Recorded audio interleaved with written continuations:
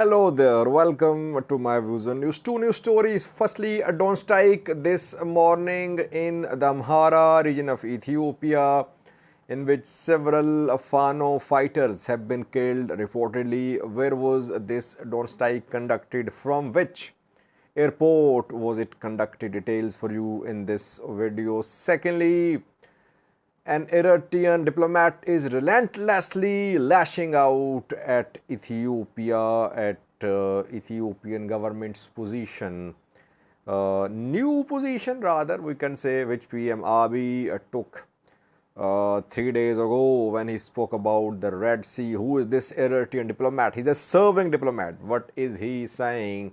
Details for you in this video. Firstly, was drone strike. A drone strike on Amhara Oromia border in the Amhara region, North Shoa zone of the Amhara region, where this drone strike was conducted this morning. The drone strike was conducted in the center of a town which is not far away from Oromia border. Berahat is the name of the town. Minjar Shinkora. The town is not hundreds of kilometers away from Oromia. I think it would be around 20 kilometers away from Oromia border. And it is situated to the east of main road, Dasi to Addis Ababa road.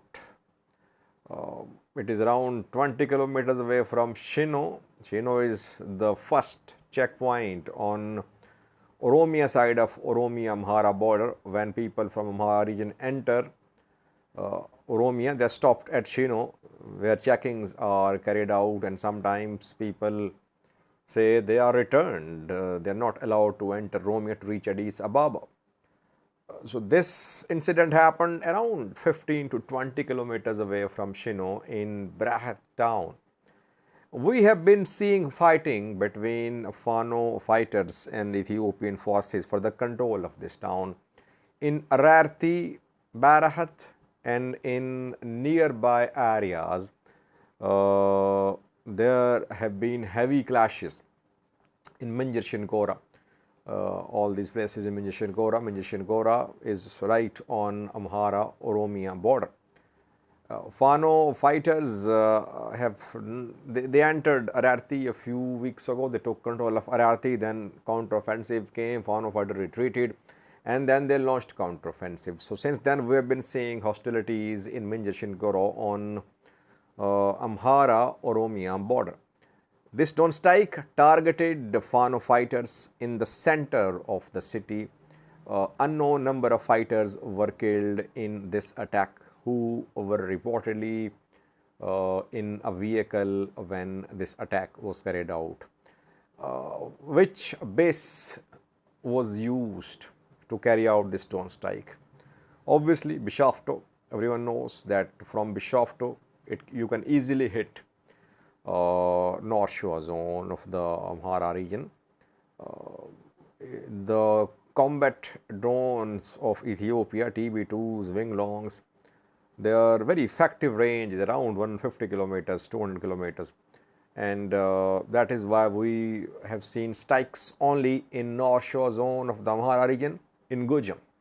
No strikes on Gondar. Though in Wollo and in Gojam, in Wollo and in Gondar, South Gondar, large territories are under Fano control. Why is there are no drone strikes there? Because Ethiopian drone ground control stations are deployed in Oromia mostly. They could be deployed in a far Oromia BG are being used to deploy these GCS. Because in the Amhara region, the security situation remains volatile, so any airport can be stormed by Fano fighters. That is why in Amhara region, reportedly, ground control stations of drones are not deployed. So if they are deployed in Oromia, it means that only those places which are around 100 to 200 kilometers away from the border can be hit. And that is why we are seeing strikes only in Gojam and in North Shore. And Gojam can be hit from airports in Valaga, from Addis Ababa to some extent.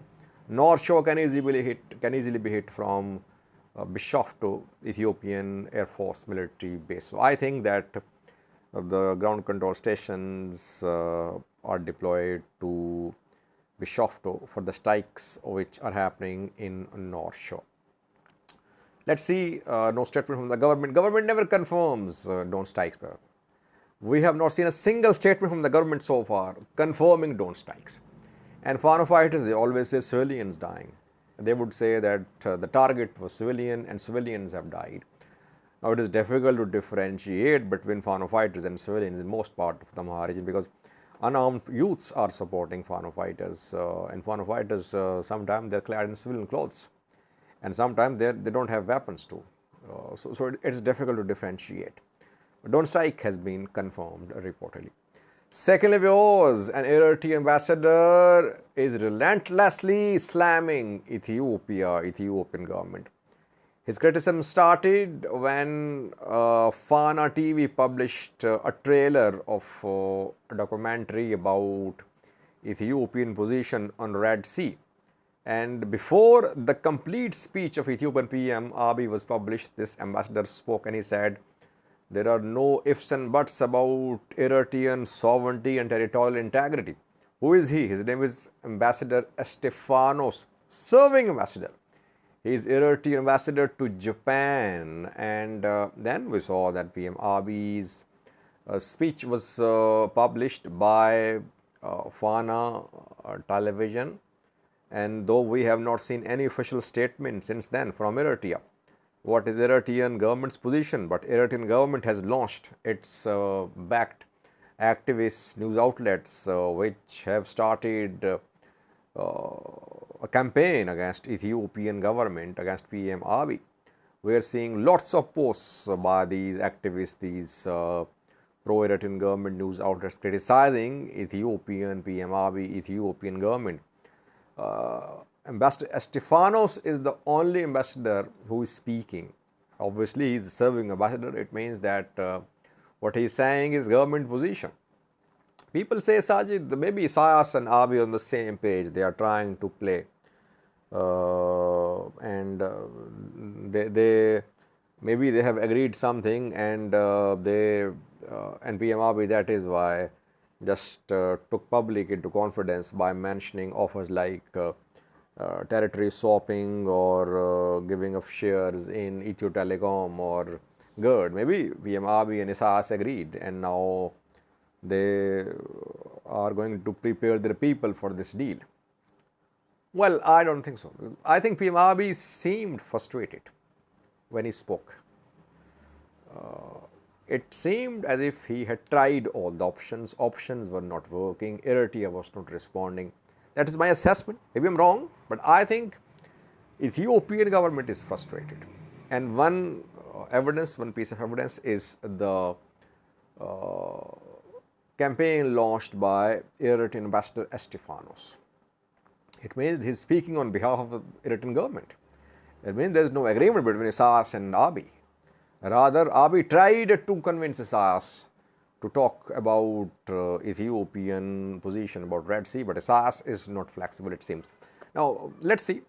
That's my analysis. It's not based on an intelligence. I have no sources like others claim to have. I mostly rely on talk to people on the objective assessment which we try to develop after taking into account all the factors. Now, Ambassador Estefanos spoke a few hours ago, tweeted, and he again criticized Ethiopia. He said, the history which was taught in the past to Ethiopian students stated that ownership of Ethiopia extends from Yemen across East Africa to Madagascar. This concept was submitted to Berlin Conference in 1844. So obviously this tweet is, it has been shared with respect to what happened 3 days ago when PM Abiy took an official position about Red Sea. He is basically saying that Ethiopia has big territorial ambitions. For Ethiopia, Yemen is also part of Ethiopia. Entire East Africa is part of Ethiopia. So they can claim the ownership of any country, any place. Basically, is mocking, is making fun of Ethiopian PM Abiy's position. PM Abiy tried to prove, citing some resources, that culturally, religiously, ethnically, according to international law, geographically, Ethiopia has the right to access to the Red Sea, but Eritrean diplomats, Eritrean government would see that as an attack on Eritrean territorial integrity and sovereignty, and that is what is happening. No one is speaking from Djibouti, no one is speaking from Somalia, no one is speaking from Somaliland. So Eritrea could try to send a message to those governments that if today our ports are being claimed by Ethiopia, tomorrow your ports could also be claimed. So let's form a united stand. We could see that. But so far it is between Eritrea and Ethiopia, and the continuous campaign of criticism against PM Abiy by one Eritrean diplomat indicates that Eritrea is up in the arms. It is not happy with the new position taken by Ethiopian PM Abiy. Question is, what will PM Abiy do now? What are the options available? How far will he go? When will he make big decisions? That remains to be seen. Thank you for watching.